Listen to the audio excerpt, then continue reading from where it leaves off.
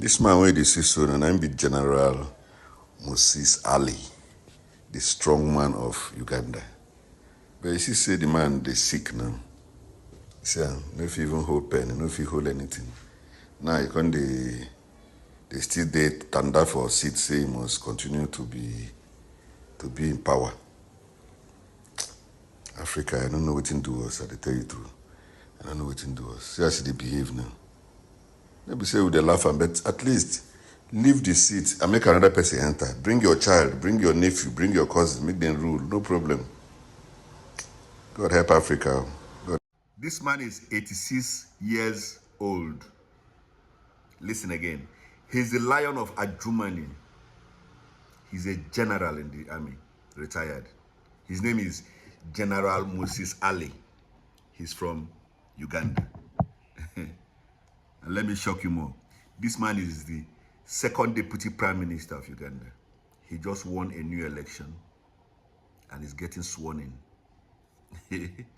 Are you shocked? Don't be shocked. Well, I used to think that Nigerians are the only country in the world that produces very old politicians. But I was wrong. Uganda have very old and very sick politicians. And they refuse to retire. This man has been in power for all of these years. He has refused to retire. He doesn't find anybody worthy. When they were going on a campaign, I just felt this man needs to rest. You don't have any son, you don't have any friend, anybody that you feel you can trust onto this power to go on, to move ahead with your message, with your whatever it is that you feel you can touch your people with. You don't see anybody. It's just you alone. So when they tell you African leaders, some of them want to die on that seat. Now you can see an example now. This man is just getting sworn in. See how old he is? I'm very sick. My problem is not even the age. My problem is this man is so sick. He can barely keep himself together. He can barely hold himself. And he's the second deputy prime minister that just won an election. My problem with Ugandan people, are you not ashamed of yourself? I'm talking to Ugandans. Are you not ashamed of yourself? I am sure that it is the same youth that produced this man, that still gave him the vote, that still protected his vote, that still counted his vote, that still announced his winning. And you know he's sick. You know he's very old. You know he can barely structure. You know he can barely even put himself together. And you feel you cannot do it, only him can do it. Or you don't look at yourselves worthy of any development. You're causing yourself a problem for the community.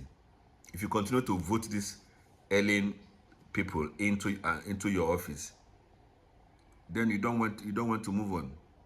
You want to remain where you are and continue to go around and get back to where you started from. Because when you go around in a roundabout, you start from here, you go around, you're going back to where you started from. That's exactly what I mean. Uganda people should be ashamed of themselves for still voting an alien person like this, a very old and very sick person who should be retired and be cared for by the government. This man should be well taken care of because he has done so much for Uganda. He's a very strong general when he was still strong, when he was in service. So he did a good job, but he didn't know that there's a time to bow out when your ovation is high. You cannot pretend that if you're not there, nobody can do it.